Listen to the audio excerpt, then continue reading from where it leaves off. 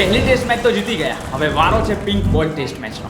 શુભમન ગિલ પણ પ્રેક્ટિસમાં 50 મારીને કમ્પ્લીટલી ફિટ થઈ ગયા છે. કેએલ રાહુલ જો ઓપનિંગ કરવાના છે તો પછી રોહિત શર્મા કયા નંબર ઉપર બેટિંગ કરશે? કેટલા વાગે અને ક્યારથી શરૂ થવાની છે બીજી ટેસ્ટ મેચ? WTC ની ફાઇનલમાં પહોંચવા માટે કેમ પિંક ટેસ્ટ જીતવી ખૂબ જ જરૂરી છે? અને શુભમન ગિલ અને રોહિત શર્માના આવી ગયા બાદ ભારતીય ટીમની પ્લેઇંગ 11 કેવી રહેવાની છે? ચાલો જોઈ લઈએ બધું જ આ વિડીયોમાં. વિડીયો ચાલુ કરીએ પહેલા જો તમે આ ચેનલને સબસ્ક્રાઇબ ના કરી હોય તો પ્લીઝ સૌથી પહેલા સબસ્ક્રાઇબ કરી દો, કારણ કે હું ક્રિકેટને લગતા આ જ પ્રકારના ઇન્ટરેસ્ટિંગ વિડીયોઝ રેગ્યુલરલી ગુજરાતી ભાષામાં બનાવતો હોઉં છું. હેલો ફ્રેન્ડ્સ, મારું નામ ઈશાન જોશી છે અને તમે જોઈ રહ્યા છો ગુજરાતની એકમાત્ર એવી YouTube ચેનલ કે જ્યાં આપણે ક્રિકેટને લગતી તમામ વાતો ગુજરાતી ભાષામાં કરીએ છીએ. કેમ છો? મજામાં? આઈ એમ શ્યોર કે તમે બધા મજામાં જ હશો. ઓસ્ટ્રેલિયા સામે પહેલી ટેસ્ટ મેચ જીતીને બોર્ડર ગાવસ્કર ટ્રોફીની એક જોરદાર શરૂઆત કર્યા બાદ ભારતીય ટીમનો બીજો ટાર્ગેટ હવે પિંક બોલ ટેસ્ટ જીતવાનો છે. 6 ડિસેમ્બરથી ઓસ્ટ્રેલિયાના એડિલેડ ખાતે ભારત અને ઓસ્ટ્રેલિયા વચ્ચે ડે નાઇટ ટેસ્ટ મેચ શરૂ થવાની છે. હવે ડે નાઇટ ટેસ્ટ મેચ અને પિંક બોલ એટલે ભારતની ટીમને 100% આની પહેલા ઓસ્ટ્રેલિયામાં રમાયેલી બોર્ડર ગાવસ્કર ટ્રોફીની મેચ તો યાદ આવી જ જવાની છે કે જ્યાં આ જ ગ્રાઉન્ડ ઉપર ભારતની આખી ટીમ ફક્ત 36 જ રનમાં ઓલ આઉટ થઈ ગઈ હતી. 2020માં એડિલેડમાં રમાયેલી ડે નાઇટ ટેસ્ટ મેચમાં ભારતની ટીમ બીજી ઇનિંગમાં પોતાના ટેસ્ટ ક્રિકેટના સૌથી લોએસ્ટ સ્કોર ઉપર ઓસ્ટ્રેલિયા સામે ઓલ આઉટ થઈ ગઈ હતી. જો કે પહેલી ટેસ્ટ મેચ હારી ગયા બાદ પણ ભારતની ટીમ સિરીઝ જીતવામાં સફળ રહી હતી અને આ વખતે તો એમ પણ ભારતની ટીમનો કોન્ફિડન્સ એકદમ હાઈ લેવલ ઉપર છે. પહેલી ટેસ્ટ મેચ તો જીતી જ ગયા હતા, પરંતુ ત્યારબાદ પિંક બોલથી રમાયેલી પ્રેક્ટિસ મેચમાં પણ ટીમ ઇન્ડિયાએ ઓસ્ટ્રેલિયાને હરાવી દીધું હતું. ભારત અને ઓસ્ટ્રેલિયાની પ્રાઇમ મિનિસ્ટર 11 વચ્ચે રમાયેલી વોર્મઅપ મેચમાં ટીમ ઇન્ડિયાએ ઓસ્ટ્રેલિયાને 6 વિકેટથી હરાવી દીધું હતું. આ મેચમાં હર્ષિત રાણાએ 4 વિકેટ લીધી હતી અને લગભગ ભારતના બધા જ બેટ્સમેનો ફોર્મમાં જોવા મળ્યા હતા. સૌથી વધારે શુભમન ગિલે 50 અને યશસ્વી જયસ્વાલે 45 રન ફટકાર્યા હતા. શુભમન ગિલને પ્રેક્ટિસ મેચમાં કમ્ફર્ટેબલી રમતા જોઈને એટલું તો 100% કન્ફર્મ કરી શકાય કે તેઓ 100% ફિટ થઈ ગયા છે અને આવનારી બીજી ટેસ્ટમાં તેઓ કમબેક કરતા જોવા મળવાના છે. અને કમબેકની વાત કરીએ જ છીએ તો ભારતીય ટીમના કેપ્ટન રોહિત શર્માનું પણ આપણને કમબેક જોવા મળવાનું છે. યસ, રોહિત શર્મા ઓલરેડી ભારતીય ટીમ સાથે જોડાઈ ગયા છે. તેઓ પ્રેક્ટિસ મેચમાં પણ રમ્યા હતા અને સેકન્ડ ટેસ્ટમાં આપણને કેપ્ટન તરીકે જોવા મળવાના છે. જો કે રોહિત શર્મા અને શુભમન ગિલ બંને ભારતની ટીમમાં પાછા આવી ગયા છે એટલે ભારતની ટીમ માટે એક માથાનો દુખાવો એ થયો છે કે ભાઈ ઓપનિંગ કોણ કરશે? શુભમન ગિલનું તો ચલો હજી પણ સમજ્યા કે તેઓ દેવદત્ત પડીકલની જગ્યાએ સીધા 3 નંબર ઉપર રિપ્લેસ થઈ જશે, પરંતુ રોહિત શર્મા ક્યાં બેટિંગ કરશે? આમ તો રોહિત શર્મા ઓપનિંગ જ કરતા હોય છે, પરંતુ કેએલ રાહુલ અને યશસ્વી જયસ્વાલની ઓપનિંગ જોડીનું સક્સેસ આપણે ઓસ્ટ્રેલિયા સામેની પહેલી ટેસ્ટ મેચમાં જોયું જ છે. અને એમ પણ રોહિત શર્મા છેલ્લા ઘણા બધા સમયથી ટેસ્ટ ક્રિકેટમાં ઓપનિંગમાં સતત ફેલ ચાલી રહ્યા છે. આ ઉપરાંત હમણાં જ ઓસ્ટ્રેલિયા સામે રમાયેલી પિંક બોલની પ્રેક્ટિસ મેચમાં પણ યશસ્વી જયસ્વાલ અને કેએલ રાહુલની જોડી જ ઓપનિંગ કરવા માટે મેદાનમાં ઉતર્યા હતા. આ પ્રેક્ટિસ મેચમાં પણ રોહિત શર્મા 4 અથવા તો પછી 5 નંબર ઉપર બેટિંગ કરવા માટે ઉતર્યા હતા. એટલે ઇટ્સ વેરી વેલ પોસિબલ કે ઓસ્ટ્રેલિયા સામેની બીજી ટેસ્ટ મેચમાં આપણને રોહિત શર્મા મિડલ ઓર્ડરમાં પણ રમતા જોવા મળી શકે છે. પિંક બોલ અને રેડ બોલમાં શું ફરક હોય છે એનો સરસ મજાનો વિડીયો મેં આપણી ઇન્સ્ટાગ્રામ ચેનલમાં મૂકી દીધેલો છે, તો તમે મારી ઇન્સ્ટાગ્રામ ચેનલમાં જઈને આ વિડીયો જોઈ શકો છો. પણ જો શોર્ટમાં કહું તો રેડ બોલ અને પિંક બોલની બનાવટ ઓલમોસ્ટ સિમિલર જ હોય છે. પિંક બોલમાં જસ્ટ એક PU બેઝડ પેઇન્ટનું એક એક્સ્ટ્રા લેયર લગાવવામાં આવે છે કે જેથી કરીને પિંક બોલ વધારે શાઇન થાય અને અંડર ધ લાઇટ્સ રાત્રે બેટ્સમેનોને રમવામાં કોઈ તકલીફ ના થાય. પિંક બોલ ટેસ્ટ મેચના અમુક રેકોર્ડ્સની વાત કરીએ તો ઓસ્ટ્રેલિયાની ટીમ અત્યાર સુધી લગભગ 13 ડે નાઇટ ટેસ્ટ મેચો રમેલી છે, જેમાંથી તેઓ ફક્ત એક જ ટેસ્ટ મેચ હારેલા છે. ભારતની ટીમ અત્યાર સુધી રમેલી 4 પિંક બોલ ટેસ્ટ મેચમાંથી 3 તો જીતી ગઈ છે, પરંતુ એક ટેસ્ટ મેચ ઓસ્ટ્રેલિયા સામે જ હારી ગઈ હતી. આ એ જ મેચ છે કે જે એડિલેડમાં રમાઈ હતી અને જ્યાં ભારતની ટીમ ફક્ત 36 જ રનના સ્કોર ઉપર ઓલ આઉટ થઈ ગઈ હતી. એટલે આ વખતે જ્યારે ફરી એક વખત એ જ ગ્રાઉન્ડ ઉપર ભારત અને ઓસ્ટ્રેલિયાની ટીમ આમને સામને થશે ત્યારે ભારતની ટીમ 2020માં મળેલી હારનો 100% બદલો લેવાનો તો ટ્રાય કરશે. બેટ્સમેનોની વાત કરીએ તો ભારત માટે પિંક બોલ ટેસ્ટ મેચમાં સૌથી વધારે run ફટકારનાર batsman king Virat Kohli છે.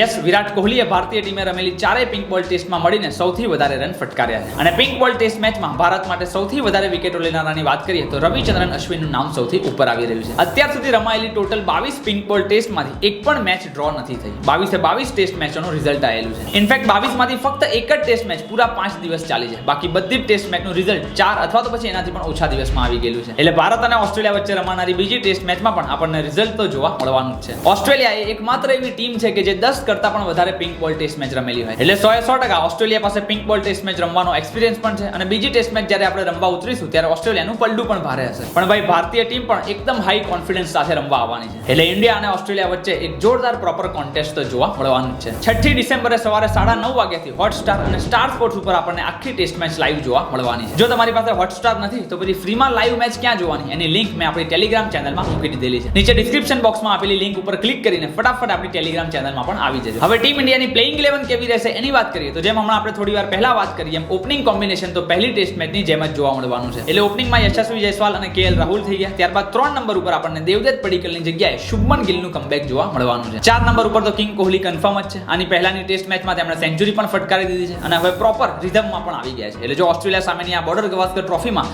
હજુ પણ તેમના બેટથી 2-4 સેન્ચુરી વધારે જોવા મળી જાય તો કંઈ નવાઈ નહીં. 5 નંબર ઉપર આમ તો રિષભ પંત બેટિંગ કરવા આવતા હોય છે, પરંતુ જો રોહિત શર્મા ઓપનિંગ નથી કરવાના અને મિડલ ઓર્ડરમાં બેટિંગ કરવા આવે છે તો આપણને 5 અથવા તો પછી 6 નંબર ઉપર રિષભ પંત અને રોહિત શર્મા આ બંને જણા બેટિંગ કરતા જોવા મળવાના છે. ત્યારબાદ 7 નંબર ઉપર અગેન વોશિંગ્ટન સુંદર અને 8 નંબર ઉપર નીતિશ રેડ્ડી ધ ઓલરાઉન્ડર. અને 3 ફાસ્ટ બોલર્સ તરીકે ભારતની ટીમ પહેલી ટેસ્ટ મેચમાં જ રમાડેલા જસપ્રીત બુમરાહ, હર્ષિત રાણા અને મોહમ્મદ સિરાજ આ 3 બોલર્સ સાથે ઉતરે તેવી પૂરેપૂરી શક્યતાઓ છે. એટલે આ ટાઈપની એક સ્ટ્રોંગ પ્લેઇંગ 11 સાથે ભારતની ટીમ ઓસ્ટ્રેલિયા સામેની પિંક બોલ ટેસ્ટ મેચ રમવા માટે ઉતરવાની છે. તમારું શું કહેવું છે પ્લેઇંગ 11 ને લઈને એ મને નીચે કોમેન્ટમાં ખાસ જણાવજો. ઓસ્ટ્રેલિયાની ટીમની પ્લેઇંગ 11 ની વાત કરીએ તો તેમના સ્ટાર બોલર જોશ હેઝલવુડ આ મેચમાંથી ઇન્જરીના લીધે બહાર થઈ ગયા છે. હવે જો વર્લ્ડ ટેસ્ટ ચેમ્પિયનશિપની ફાઇનલમાં પહોંચવાની વાત કરીએ તો ભારતની ટીમને આ સિરીઝમાં બાકીની 4માંથી 2 ટેસ્ટ મેચ તો મિનિમમ જીતવી જ પડશે અને 2 ટેસ્ટ મેચો ડ્રો કરવી પડશે. જો ભારતની ટીમ 4માંથી 4 અથવા તો પછી 3 ટેસ્ટ મેચ જીતી જાય છે તો WTC ની ફાઇનલમાં સ્પોટ કન્ફર્મ કરી લેશે. એટલે WTC ની ફાઇનલમાં પહોંચવા માટે પણ ભારત અને ઓસ્ટ્રેલિયા વચ્ચેની આ પિંક બોલ ટેસ્ટ મેચ એકદમ અગત્યની થઈ જાય છે. શું લાગે છે તમને? ટીમ ઇન્ડિયા 2-0 થી આગળ થઈ જશે? એ મને નીચે કોમેન્ટમાં લખીને ખાસ જણાવજો. વિડીયો ગમ્યો હોય તો પ્લીઝ લાઈક કરી દેજો અને તમારા દરેક ગુજરાતી મિત્રો સુધી એને શેર કરી દેજો. બોર્ડર ગવાસ્કર ટ્રોફી અને IPL ને લગતા બધા જ ઇન્ટરેસ્ટિંગ વિડીયોઝ ગુજરાતી ભાષામાં જોવા માટે આપણી ચેનલને સબસ્ક્રાઇબ કરવાનું ના ભૂલતા અને સબસ્ક્રાઇબ કરવાની સાથે સાથે નોટિફિકેશન પણ ઓન કરી દેજો કે જેથી કરીને બધા જ વિડીયો સૌથી પહેલા તમારા સુધી પહોંચી જાય. મળીએ છીએ આપણે ફરી એક વખત આવા જ ઇન્ટરેસ્ટિંગ વિડીયો સાથે. ત્યાં સુધી